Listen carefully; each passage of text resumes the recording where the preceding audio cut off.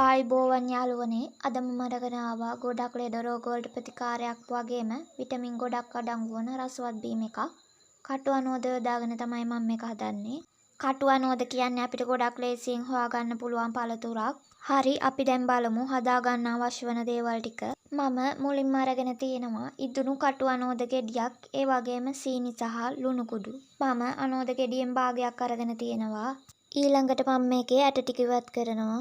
ඇත්තෙන්ම යාළුවනේ කටු අනෝදවල විටමින් C අඩංගු නිසා අපේ ප්‍රතිශක්තිකරණ පද්ධතිය ආරක්ෂා කිරීමට ගොඩක්ම උපකාරී වෙනවා.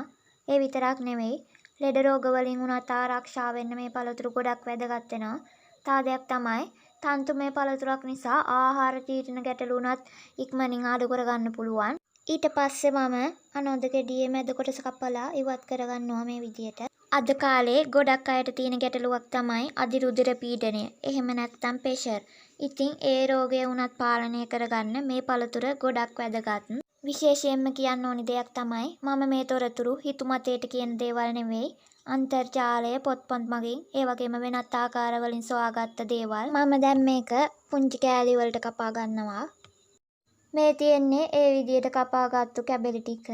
ඊට පස්සේ මම මේ විදියට පොතු ඉවත් කරගන්නවා. කටු අනෝද වලින් පිළිකා වර්ග 12ක් හැදෙන්න මූලික වන සෛලයන් විනාශ කරනවා. තව දෙයක් තමයි හොඳ නිින්දක් උනත් ලබා ගන්න පුළුවන්. ඔයාලට වීඩියෝ එකේ පේන විදියට විටමින් වර්ග 12කින් යුක්ත පළතුරක් මේක. තව දෙයක් තමයි හුඟක් දෙනෙක්ට ප්‍රශ්නයක් වෙලා තියෙන ගෑස්ට්‍රික් වලටත් මේක ගොඩක්ම හොඳයි. ඊළඟට මම කපාගත්තු කැබලි ටික බ්ලෙන්ඩර් කප් එකට දාගන්නවා. ඊට පස්සේ සීනි සහ ලුණු කුඩු ටික දාගන්නවා. මේ දේවල් ඔයාලගේ රස අනුව එකතු කරගන්න පුළුවන්. අවසාන වශයෙන් වතුර දාගන්නවා. ඔයා ගොඩක් කුකුට බොන්න කැමති කෙනෙක් නම් වතුර අඩුවෙන් එකතු කරගන්න පුළුවන්. එහෙම නැත්නම් වතුර වැඩි කරගන්නත් පුළුවන් ඔයාට. හරි යාළුවනේ මේ තියන්නේ අපි බ්ලෙන්ඩර් කරගත්තු කටු අනෝද ජූස් එක. ඉතින් අදට වීඩියෝ එක අවසానයි. මේ වගේ රසවත් ගුණවත් දේවල් බලන්න රහට කිචන් එක subscribe කරලා එකතු වෙන්න. යාළුවන්ට බලන්න ෂෙයා කරන්න.